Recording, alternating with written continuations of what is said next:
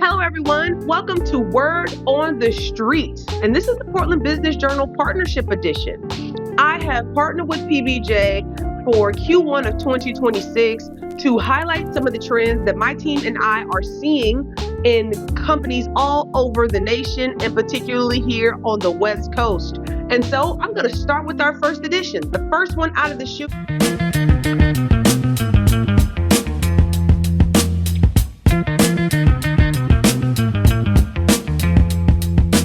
Response to a question that I hear pop up pretty regularly, pretty chronically, and that is, what is the best office composition for the modern day, right? Is it hybrid, where you're in the office a set number of days and then you can work from wherever the subsequent days?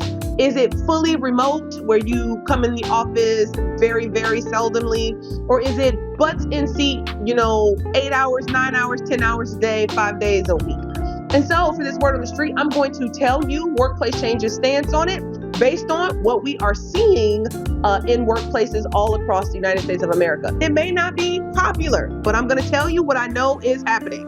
So the question of, is hybrid the sweet spot, or does fully remote still completely work? Let's start with the fully remote concept to begin with. It's quite a polarizing concept, right? There are folks who are diehard against it. Many of these folks run businesses that are in downtowns. These folks have restaurants that used to be, bustling, but now folks aren't coming into the office and things are drying up. And those people tend to have a very pronounced and bright perspective on return to office. And it is the following: get your butt back to the office. It's a disservice to the community writ large. In my opinion, that is not a sufficient enough reason for requiring people to come back into the office. It's just not. It's kind of self-serving and self-promoting, in my opinion. And then on the other side of the aisle, you got folks who are diehard. I should be able to work anywhere I want to work. I'm more efficient at home. And you know what? They'll even cite data, right? Saying like, look at this data that was produced by this very reputable resource, stating that working from home was no different than working in the office. Well, fun fact, nearly all of that data was produced in 2021 and early 2022, when the whole world stopped functioning, right? You couldn't go to the mall, you couldn't go to the movies, you couldn't get on a plane, you couldn't go basically anywhere but on a hike perhaps, but there couldn't be too many people. I mean, the world had stopped functioning. That is not today's world. You can do every single thing you used to be able to do pre-COVID today, in comparison to 2021, 2020, and 2022. So I just feel like rooting an argument of I don't want to be in the office ever, or be required to come into the office ever because there's data that says I'm just as efficient. Oh, and by the way, I've moved to Timbuktu and my commute in would now be 3 hours, or I'd have to fly in back and forth, which is also not a sufficient enough reason to have an entire company, an entire ecosystem not have you return into the office, because it's just not optimal for you. And then, we get kind of the hybrid, which is a sweet spot that is actually all the rage. It's very rare that you're seeing most companies be fully remote, or organizations, companies, nonprofit, for-profit, governments be fully remote. And it's very, very rare to see entire companies be fully in person. I don't believe we're going back to the late 1900s, where you had to work 40 to 50 hours a week, butts in seats, in order to demonstrate that you can be effective and productive at your job. So the sweet spot from my perspective is a hybrid model. And you may have to negotiate that at your bargaining tables if you have been out of the office for quite some time.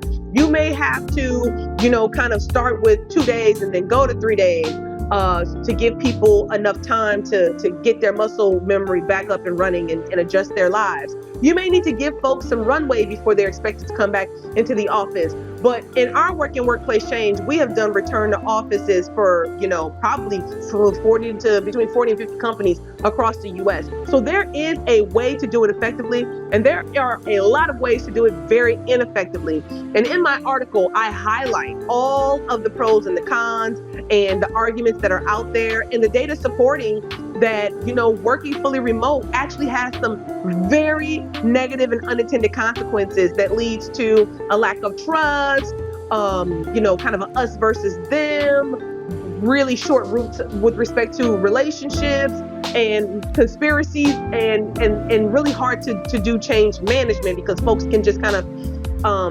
resist change efforts and kind of it's what they do every day is really opaque because they can kind of demonstrate electronically that they're busy 24/7, but are they really busy 24/7? What's the outcome? What's the productivity, etc.? So there's a lot more detail in the article. I want to drive you to the article, and then I want to invite you to have the conversation. I know that this topic is polarizing. This is why people aren't having them in companies. This is why people are avoiding them or whispering about them over lunch.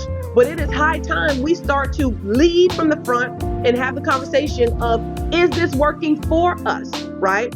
Not just from a metrics from output, is your company doing well in its bottom line, but also from a culture, morale, a responsiveness, level of trust. Like, what is your work ecosystem feeling like? So to close this out, I mostly just want to say, check out the article. I definitely have an opinion on it. It is rooted in data that we are seeing in over 100 companies that we're working directly with. This is real, live, qualitative data that I hope helps you make some decisions and create some reforms inside your own work ecosystem. Until next time, I'm Cyrilda, and this is Word on the Street.